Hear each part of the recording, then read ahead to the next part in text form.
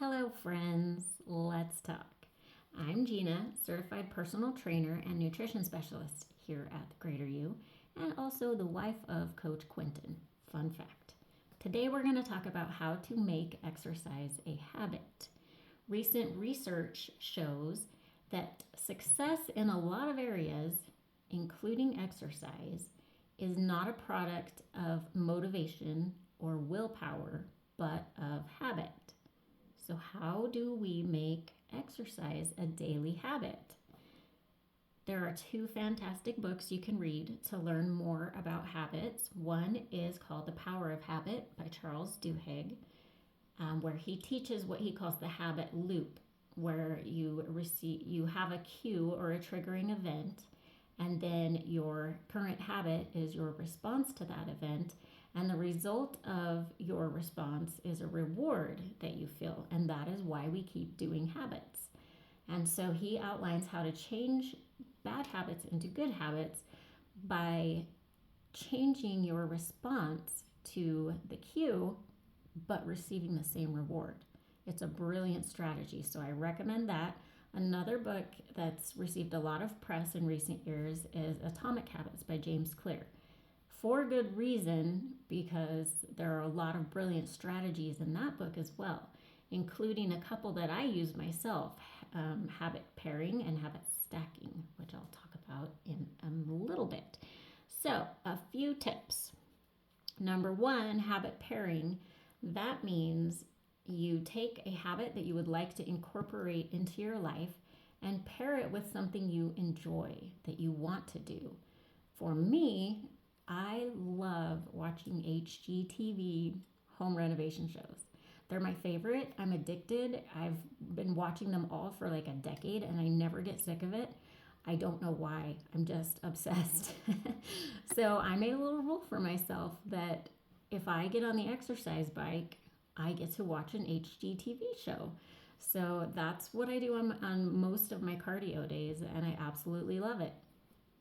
Another thing that I love is lifting weights, but sometimes I just don't want to do it unless I've got a video to watch. I actually really enjoy weightlifting videos. Most of the time, I modify a lot of the moves to, fit whatever I'm working on in my own personal fitness journey. So I don't always do the same thing that they do, but I like to hear the voices and the motivation and watch other people working out. It makes me feel happier when I'm working out.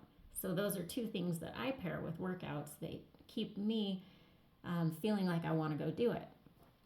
Another great tip is habit stacking.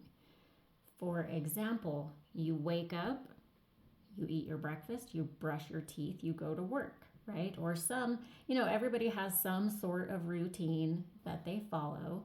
So you take your current routine of habits and you insert your exercise in the middle of them.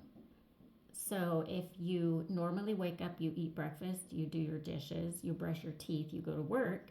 What if you get up a little earlier, you eat your breakfast, you do your dishes, you brush your teeth, you work out, you go take a shower, you go to work, right? So every time you brush your teeth, you're going to remember, now is when I work out. So that is something that's fantastic, because here's the thing with exercise, nobody has time. That's the biggest excuse everybody gives for not working out. I don't have time. We have to make time. Exercise is a priority, and it is every bit as important as brushing your teeth every day. We brush our teeth every day. Most people, I hope. If you're not, you really should start. But we brush our teeth every day because we don't want them to fall out of our head, right?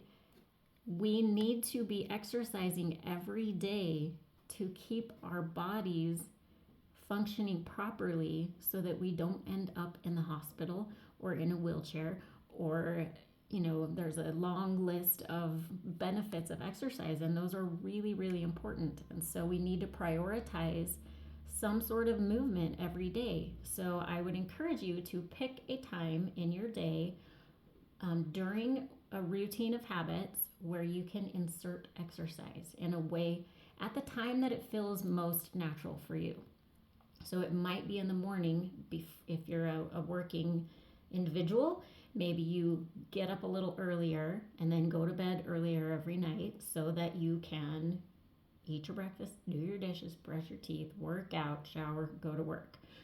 Or if you find that you have more energy in the evening, or if it just works, if you get up really early already and you don't want to get up earlier, maybe you take your gym clothes to work. Before you leave for work, you put on your gym clothes so that your routine becomes, I finish working, I go to the gym, I go home. Where it used to be, I finish working, I go home, right?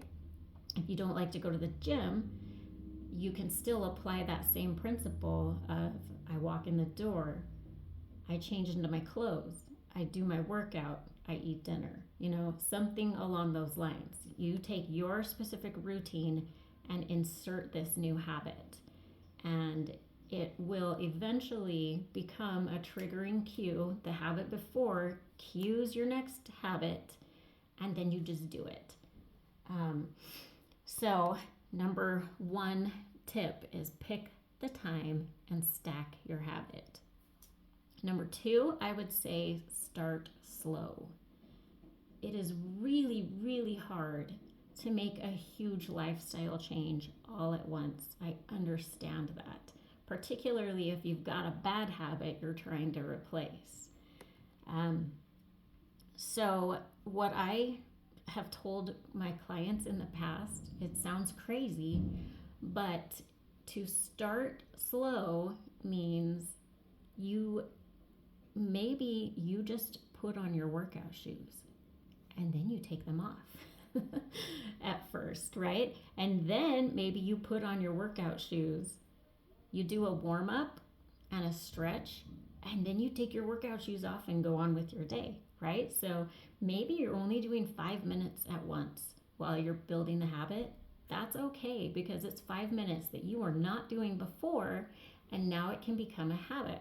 And then little by little, you add to that. You put on your shoes, you do a warm up, you do a 5-minute workout, you stretch, you're done, right? And then you put on your shoes, you warm up, you do a 10-minute workout, you're done. And so on and so forth until you're up to 30 to 60 minutes of working out. And my third tip is to reward yourself. Even if it's as simple as, yay, me, I did it, right? You can do it verbally, and it actually really makes a difference. I know it sounds kind of crazy, and I can't remember who I picked this trick up from, but a coach of some sort, I remember saying that after you finish a workout, you should verbally say, I did it, good job. And I actually do that, and I actually feel this sense of accomplishment every time I say, I did it. Another idea might be after your workout, you get to drink your favorite hot beverage, or after your workout, you get to eat your favorite breakfast food or something like that. Anything that you enjoy that feels like a reward, you're telling yourself, as soon as I finish my workout, I get to do this. So rewards are very powerful. Another tip, do not make excuses not to exercise. Just like brushing your teeth, you don't skip it because it's a weekend. You don't skip it because it's a holiday. You don't skip it because you're on vacation.